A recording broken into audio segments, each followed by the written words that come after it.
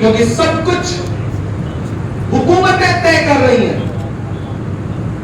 हुकूमतें चाहती हैं कि नफरतें आगे बढ़े, उनको आगे बढ़ाने के लिए पूरी एक मशीनरी है जो सपोर्ट कर रही है।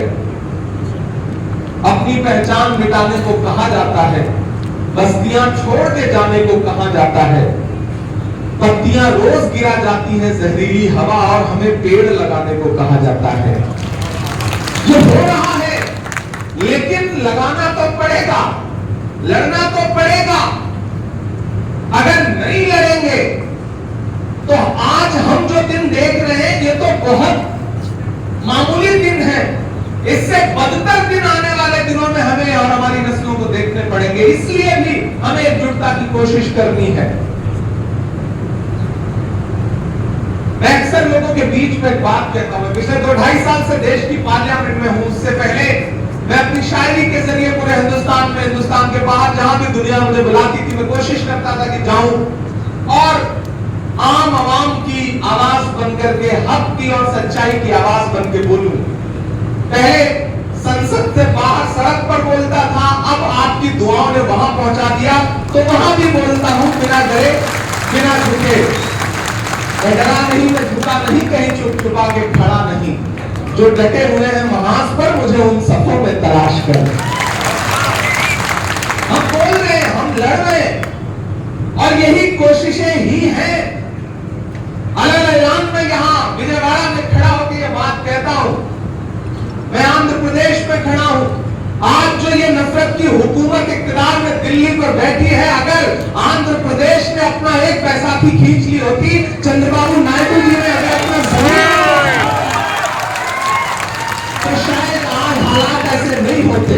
मुझे हैरत है, मैं तो पुराने भाषण सुनता हूं चंद्रबाबू नायडू जी के, और जब उनके भाषण सुनता हूं और मौजूदा हाकिम के लिए उनके जहन और उनके लफ्जों में जो तासीर थी, जब उसको सुनता हूं तो मैं सोचता हूं कि कोई इतना कैसे बदल सकता है। लेकिन वो बदल गए, इसमें कोई तो राय नहीं।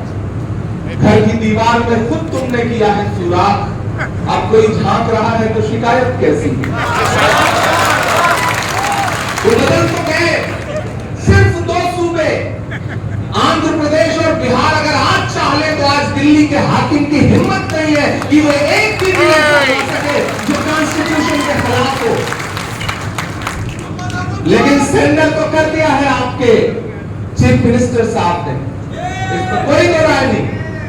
लेकिन इसके बावजूद जो भी एक बिल आया, वक्त का बिल, जो बिल्कुल कॉन्स्टिट्यूशन के खिलाफ है, एज ए पार्लियामेंटेरियन मैं यहां खड़ा होकर कह रहा हूं कि मैंने पार्लियामेंट में भी डिबेट की और देश के किसी भी प्लेटफॉर्म पे खड़ा होकर ये डिबेट करने को तैयार हूं कि वो बिल कानून और आईन के खिलाफ है, इसमें कोई दो राय नहीं। प्रशांत भूषण जी बैठे हैं, उसके कानूनी पहलुओं को समझते हैं वो।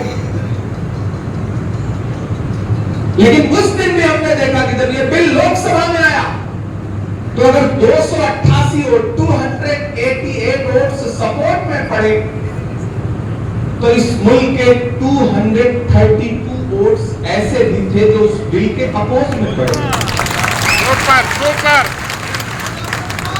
आप मुझे बताइए कि देश की पार्लियामेंट में कितने मुसलमान हैं? बमुश्किल 20, 25, 30, 26, 20 से 30 के बीच का आंकड़ा है।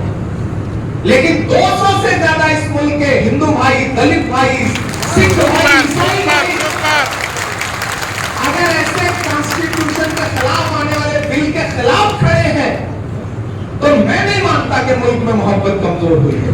मैं बिल्कुल नहीं मानता। मुझे वो दिन भी याद है कि अगले दिन जब देश की राज्यसभा में वो बिल आया तो हम सारे नंबर जब चेक कर रहे थे तो हमें लग रहा था कि हमारे 4-5 एमपीज ऐसे थे, शिबू सोरेन साहब, महुआ मांझी जी, सरफराज साहब, जो बीमार थे, नहीं आ रहे थे। टीएमसी के एक एमपीज थे जो बीमार थे, नहीं आ पा रहे थे। तो हमें लगा था कि हमारा नंबर जो है वो 75 के आसपास रहेगा। लेकिन रात के 2:30 बजे, 2 बजे जब वोटिंग हो रही थी तो आपको जान के खुशी होगी और हैरत भी होगी कि रात के 2:30 बजे बीमारी की हालत में भी सोनिया गांधी जी रात के 2:30 बजे देश की पार्लियामेंट में मौजूद थी। मैं मौजूद था उस वक्त।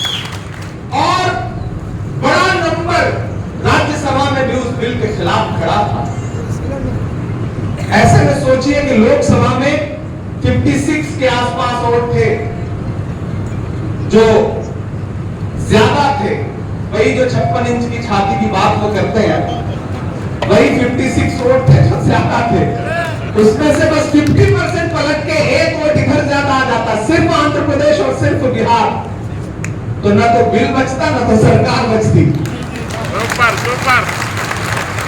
ऐसे में हमें यह सोचना है कि मुल्क में मोहब्बतें कमजोर नहीं हुई, बस मोहब्बतों की मुश्किल क्या है, नफरतें एकजुट दिखती हैं और एकजुट होकर के शोर मचाती हैं, और मोहब्बत बिखरी हुई है।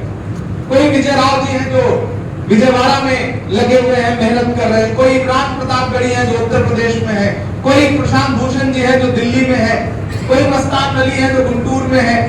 ये जो अलग अलग बिखरे हुए लोग हैं ना, जिस दिन एकजुट होकर के एक प्लेटफॉर्म पे एक जगह खड़े हुए नजर आएंगे, आप यकीन जानिए कि नफरतों को हारना ही पड़ेगा, इसमें कोई दो राय नहीं।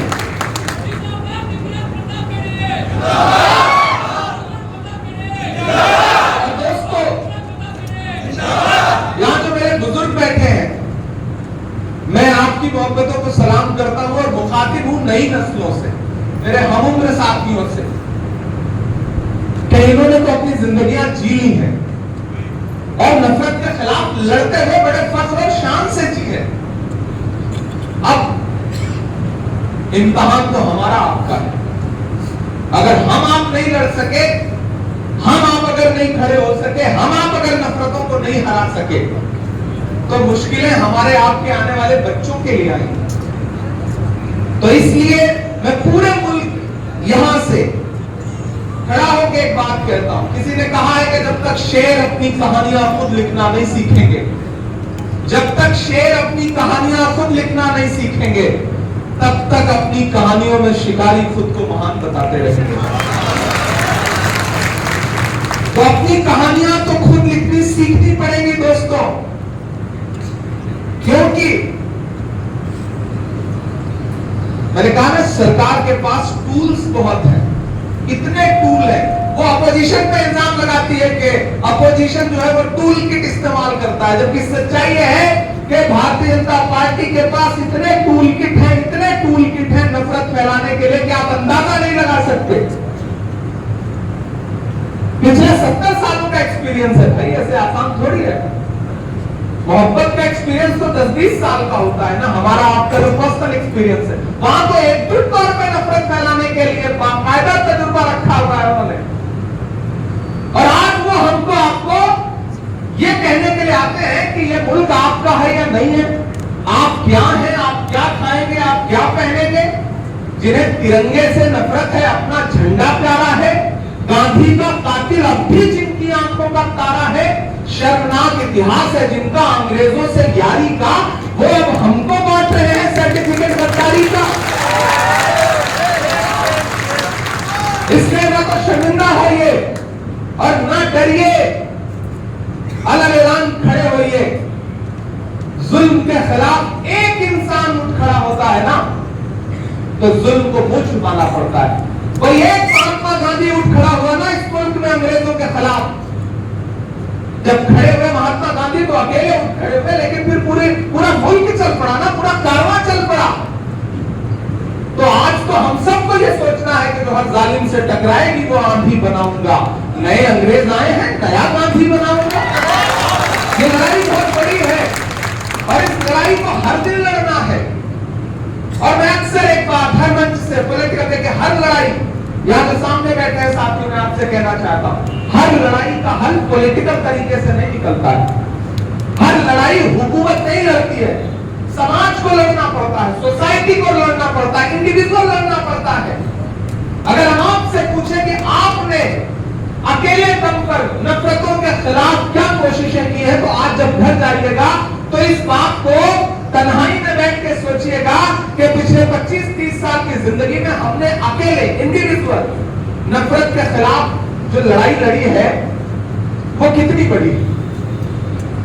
हम पूरी दुनिया को नहीं सुधार सकते, हम पूरे समाज को नहीं सुधार सकते, हम अपने आसपास अकेले दम पर क्या कर रहे हैं वो तय करेगा कि समाज सुधरेगा या नहीं सुधरेगा, मुल्क सुधरेगा या नहीं सुधरेगा।